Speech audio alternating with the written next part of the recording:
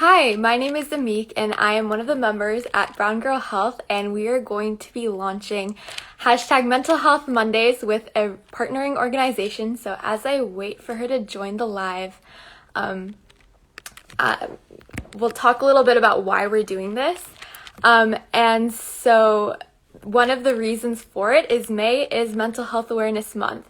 So we decided to start this thing where we have a weekly series on different South Asian themed mental health awareness sort of lives with different guests.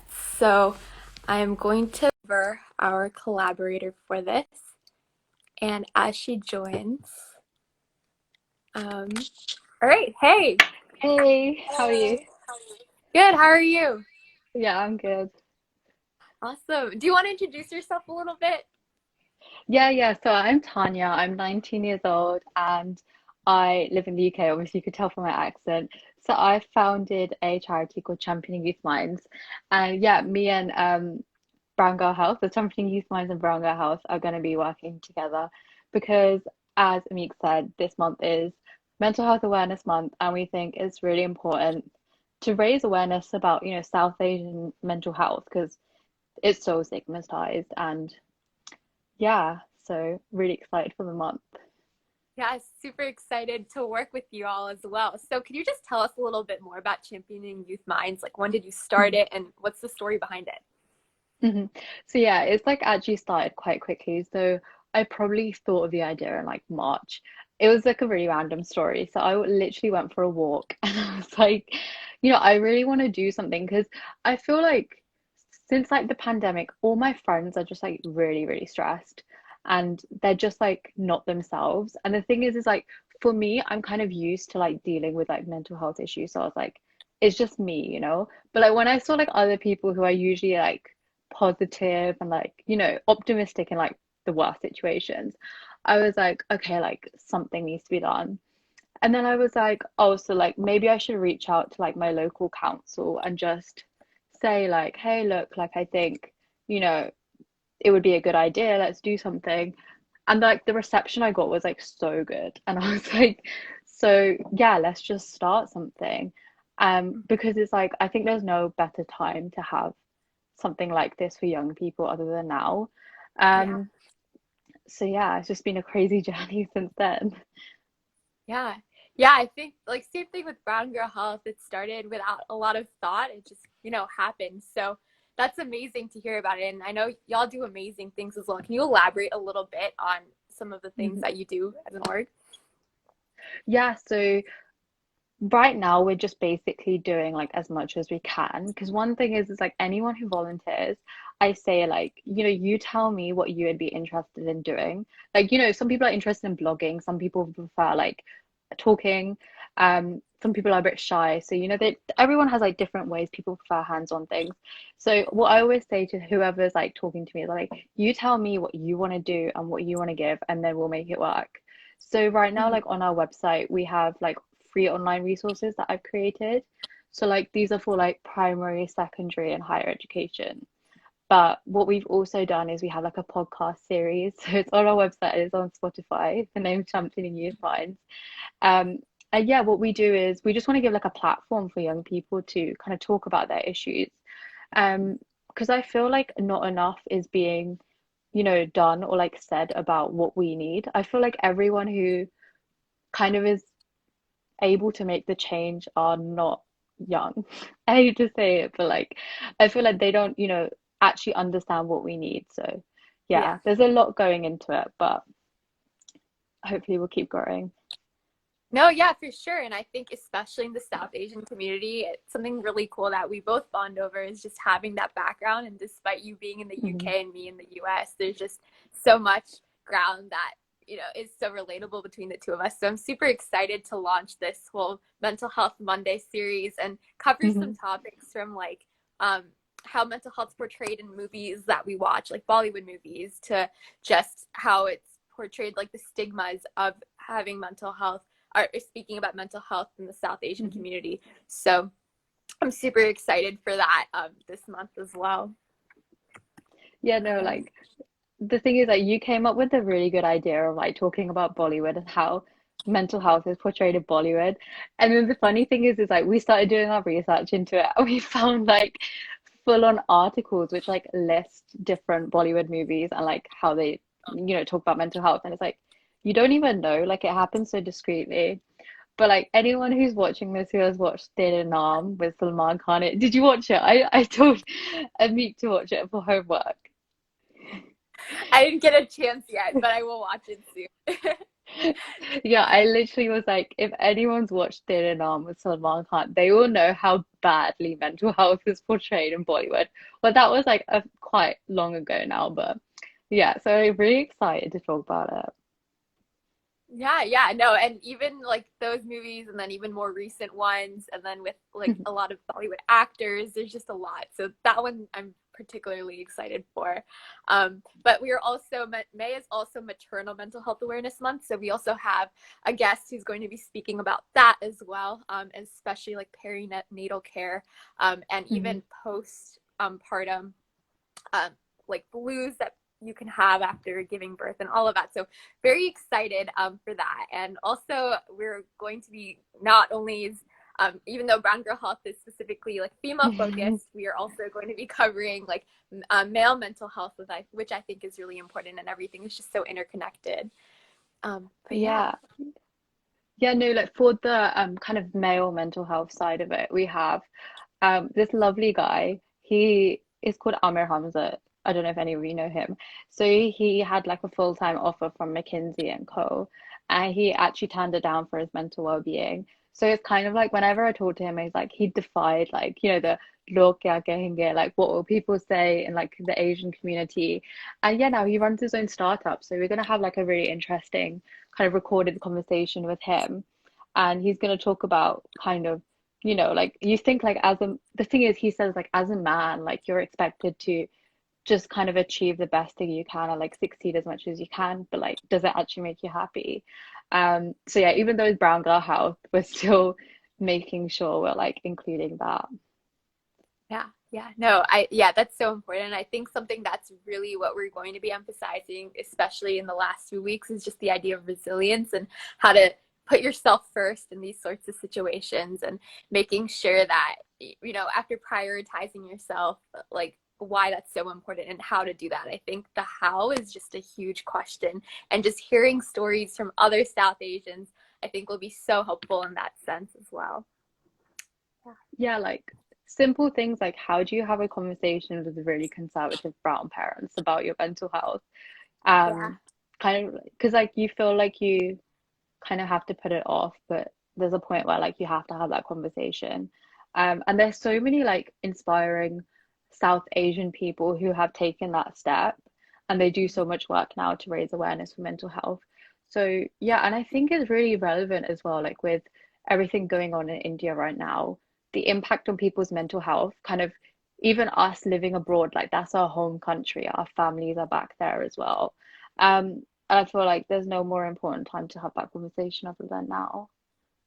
Yeah, and I think even more important is like with the situation currently in India, there's a lot of like loss that's happening, a lot of stress, um, being away from India and seeing family like being affected by COVID-19.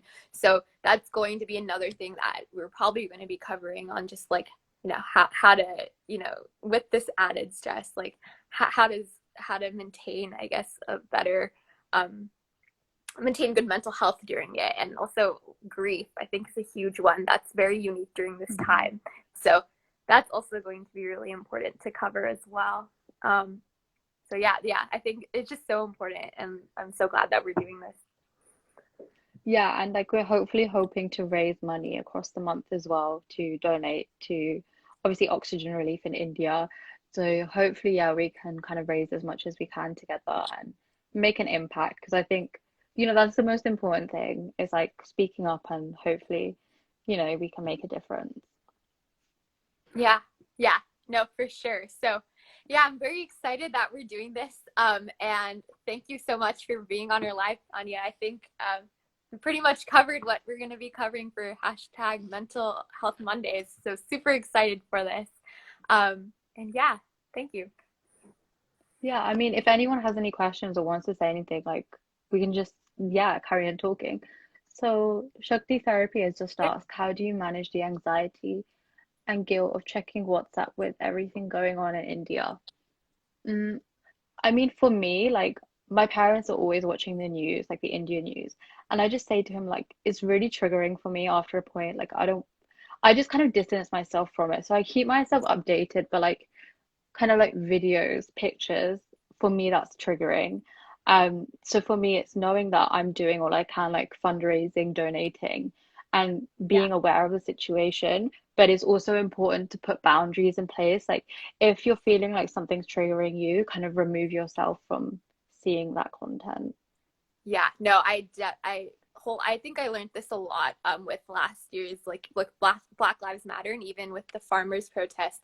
Those were two like huge things that really affected me during the pandemic when I kept seeing it on social media. And I think just taking breaks really helped. I personally have WhatsApp like muted, like I don't have notifications on that. And the big chats that I'm in like I tend not to join them if I can. Like I hesitate. Um, so I think not turning a blind eye, but just knowing like you don't always constantly have to consume this sort of media. Like you can take your time with it. Like just you can allocate maybe a specific time of day where you get to scroll through um, Instagram or something like that. I know that really took a toll on me, and I think it made a huge difference when I decided like, oh, let me take a break for this day. Like Mhm. you still can be passionate, you can still raise money, but you don't necessarily always have to be like, just scrolling through, because sometimes that doesn't really help. It's just, taking a lot of energy away from you. Um, Mhm. so yeah. Yeah, I think it's like important for people to understand that like obviously everyone has like different ways of dealing with situations. Like I know that like even with the Black Lives Matter thing, a lot of people kind of were like felt guilty if they weren't sharing stuff on their story or like Yeah. doing the activism online. And like that's completely okay if you're not. Like there's no like kind of standard that you only care if you're doing XYZ behavior. And Yeah. it's okay to acknowledge that like these things are overwhelming and they're probably overwhelming for everyone else. And you can't you can't feel guilty for being triggered by, because at the end of the day this is really overwhelming, sad, Yeah. upsetting content and things. And obviously we're in a place right now where like we can't escape from videos being posted or like photos or anything. But yeah, it's important to kind of be aware of how you're feeling, and before checking, for me, before checking WhatsApp and checking whatever's sent in group chats, it's for checking in on myself. And, Hmm. if I feel like, okay, I don't really need any triggers or anything like that, I just won't open it. But if I'm, Yeah. feeling a bit better, then I'll check it. Yeah, yeah, no, I like wholeheartedly agree. I think it's so important to show that sort of solidarity, but at the same time, I think also sometimes when we get so drained in it, or at least for me, I thought it was just a me thing. I was like, I guess no one else like feels so strongly. Not everyone will feel so strongly about something and be as drained, but what really helped was just I went to a student club meeting for my campus, and like everyone seemed affected by like this sort of issue, and everyone started talking. And I think just like having those sorts of conversations really helps as well. So, not necessarily consuming media, but just, having and initiating dialogue. That's one way to Mhm. like, raise awareness about something and create some sort of change. There's also like, you know, fundraising. I think that's a huge thing. Mhm. And like just those other ways to know that you're still making like some sort of impact, I think really just helps in that sense Mhm. too. Yeah, and also just like educating others. Like if you're like some of your friends maybe don't know what's going on, or like I don't know, like just having a conversation about it, and knowing that you're like acknowledging whatever's going on and raising awareness, I think Yeah. can make a big impact as well, because then you're not just educating yourself by taking in that content, you're also then educating others. Yeah. Yeah. I guess another question that I have for you is during the pandemic and just like all these different lockdowns, like what are ways that you were able to like practice self-care and, Mhm. maintain like good mental health throughout this whole thing? Because social isolation can be kind of rough.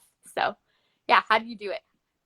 Yeah, like one thing I've done is like every morning when I wake up, I just kind of stop and I think, what's one word to describe how I'm feeling? Because there's quite a contrast between saying I feel like tired, or like I feel really down, or like I Yeah. feel happy, I feel okay. So it kind of helps me understand how kind of where on the spectrum I am. So I do like a low, medium, high.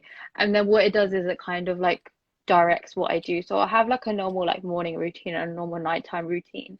But Hmm. obviously if if I wake up and my word is like sad or something, I'm not gonna jump straight in to do like uni work. I'm gonna either go for a walk or I'm gonna read a book or I'm just gonna like chill or something till I feel like that word is changed.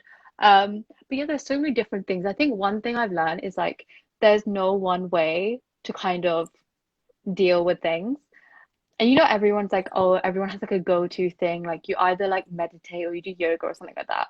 For me, it's Hmm. like trying out different things, and it's like different things help different moods and different situations. Yeah. Um, so yeah, what about you? No, I like completely resonate with that. I think it's also just changed for me. Like at first, I used to love Headspace and like I would Hmm. constantly just listen to that and like, drink green tea and I think that really just improved my mood in those situations. But I think now it's more of just like I think music's a huge thing and also Hmm. meditation. It might not be Headspace, but just changing it up and doing other things I think really helps. And like that's how I like to start my morning actually. I think it's great because I always wake up in like you can never really predict your mood, I guess, in the morning. Hmm. But like for me, it's like I have a friend, and every morning we'll like Zoom each other and like keep each other accountable, with some sort of meditation, and it's been working because it's like you get to see a friend in the morning, have a sort of communication, and start off the day in like a really nice way. So that I think has been something that I've tried out during the pandemic, and it's been working. It's been on and off, but like so far, it's like I think my go-to thing. Yeah. Yeah. Yeah, no, for me, like I didn't understand like the impact of like just self-care, like in terms of like when I do my skincare now, I have like a proper skincare routine. It makes me feel like so much better about myself and just like content. And even like doing a face mask like once a week or more, or like Uh-huh. just brushing my hair and like putting jewelry on and like trying to look Yeah. nice, like even though I'm not going anywhere, like it's kind of like making yourself feel good. So I feel like, there's so much you can do, like taking baths as well. I never used to understand why taking baths used to like help people, but now I'm like, every time I feel stressed or I just want to relax, I just have a bath. Yeah. So yeah, it's about like being open to different things, I guess. Yeah, yeah. I think I've seen so many checklists and I like sometimes just go down. Like I've tried like everything. So it really just depends. Yeah, you're right. There's no like one way to go for like, Hmm. making yourself feel better. But I think what's been cool is I've been trying all these different things. So like it's cool to like say like, oh, I've tried journaling now. I don't think I would have tried that if like we were all in a normal sort of semester. I was back on Hmm. campus all of our because like life is so busy, and I don't think I've ever had that time to just like pause and reflect. And because I was able to do that, I was able to start like things like Brown Girl Health, and I was able to Hmm. I think grow a lot. So yeah, I really appreciate I think like this sort of space and time that we've had as well, and I think it's hard and stressful, and like especially with before the vaccine, there was a lot of uncertainty, Hmm. but I still think like it, I know I personally grew a lot. I know a lot of people that I've been talking to have also grown a lot. And I think there's that positive, I think, outcome from the pandemic as well, which has been great.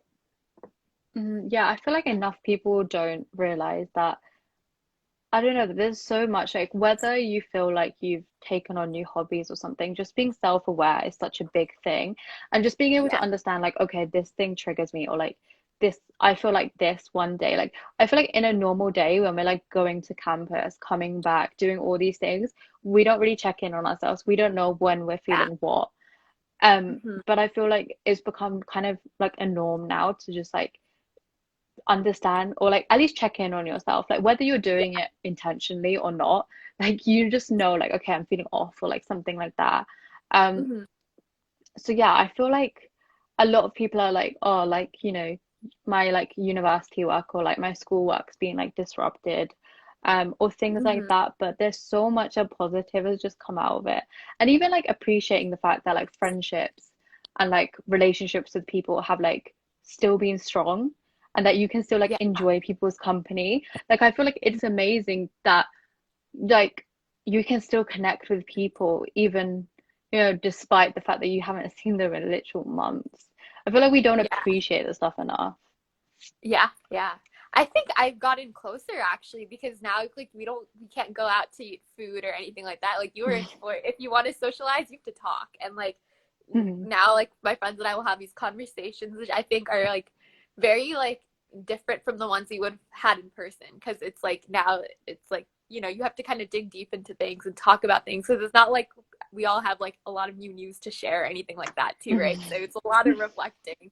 Um, so yeah, that's been really fun, I think, and you do learn a lot about yourself, I think, Mhm. during like a time like this, and also you also learn a lot about like the people that you like, your friends and family, I think, because of like yeah, like all of this stuff. So that's been really cool as well. And I think I really liked your like thing that you do in the morning where you just Mhm. come with a feeling word. I think I'm gonna try that too. I think that's a really cool way to just pause and like reflect on everything. That's just really Mhm. important too. Yeah, no, because like with championing youth minds, one thing we really focus on is like with children when we're explaining, like we're teaching them how to feel their feelings and also Yeah. recognize how they're feeling. One thing is like really cool is like kids are kind of exposed to vocab like happy, sad, upset, angry, like pretty basic emotions. And just being Mhm. able to ask kids like, how are you feeling today? And they give you like one word, it really helps you understand kind of what they're feeling. They understand as well, like, okay, Yeah. maybe I'm feeling like this. And I feel like at a younger age, if we're taught that, then it would just become like natural for ourselves to like check in those type Yeah. of ways. And also like our friends as well. Like, I don't know, Yeah. like I feel like we ask each other like, how are you and things like that. But like if we just kind of had that mutual understanding, it would make things so much easier. Yeah, like how am I doing, sort of thing, like Mhm. asking yourself that. And I think especially like what I've seen in like our culture, like South Asian culture, it's like especially for women, like you put others before yourself. So it's like, are Uh-huh. they feeling okay? And like not, am I feeling okay?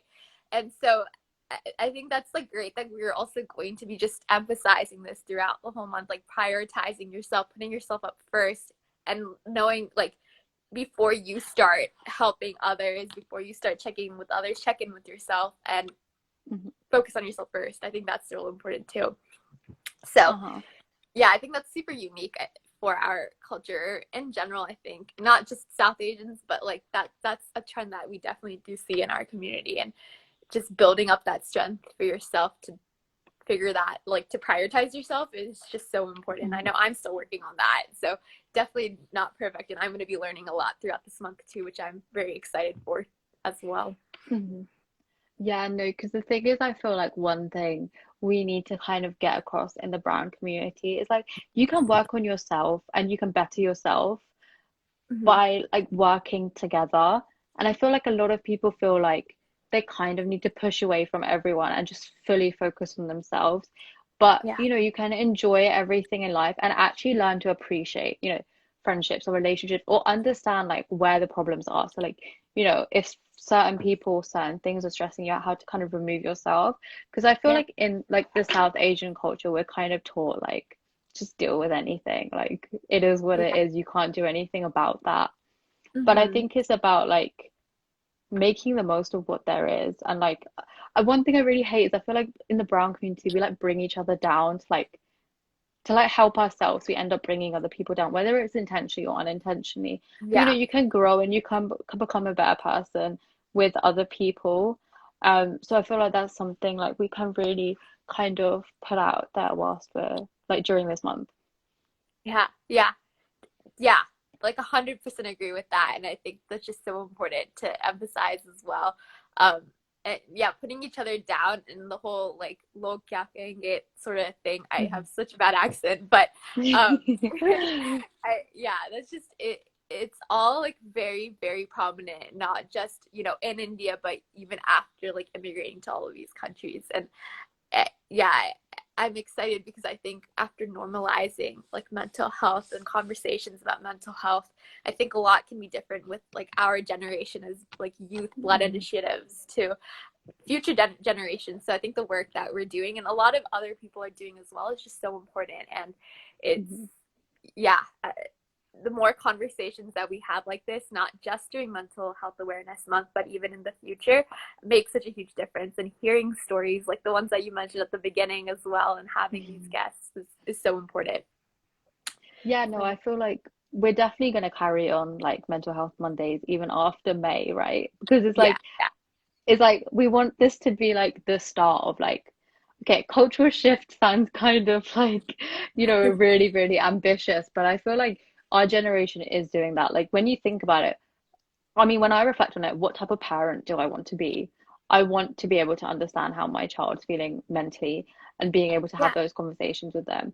And, not be that parent which is like, you slap on the back, oh, you'll be okay, like just cheer up. Like, do you get what I mean? Like, and yeah, also to like, understand that I feel like one thing that like our community doesn't really understand, or like the older Playing some generation, is that English like medley. go ahead. it's okay. That like what was I gonna say? Yeah, that like even though we're younger and we don't have like the stress of like a house or like a family or like kids or something, like we still have things that like are on our mind that like might stress us out and stuff.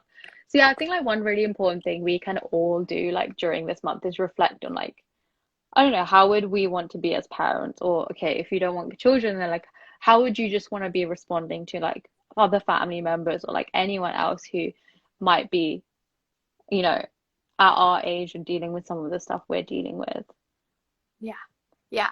Yeah, I think that's a great way to think about it, like in a more futuristic sense. Like, what do you want to give back to future generations as Mhm. well? Um, and I think not just that, but even our own generation, like what type of person do I want to be? What type of friend do I want to be? I think those are also really important too. And because I think there's just so many we're young, we're both in like our undergrad years, so I think we have so much to work on in our own generations as well as the older ones too. Um, Mhm. and so yeah, I think that that's also like important as well. But I think even future generations, that's even more important to like build up on these conversations and Mhm. make it a lot better for the future generations to talk about things like this. So yeah, Mhm. super excited for Mental Health Awareness Month. And yeah, I think that's pretty much like what we wanted Mhm. to announce on our lives. So thank you for Mhm. joining me today on our very first Mental Health Thanks. Monday. And this conversation was Woo. so fun to have. Ah. Yeah, Yeah, so next week is going to be about, academic pressure, societal judgment, the whole log kya kahenge. And yeah, if anyone is interested in getting involved, or like we would love to have lives with like more people if people wanted to like get involved or like just talk about anything. yeah, And hopefully we'll be hearing from some speakers next week. Some of them might be pre-recorded, but yeah, we're definitely going to be having a live every Monday at this time.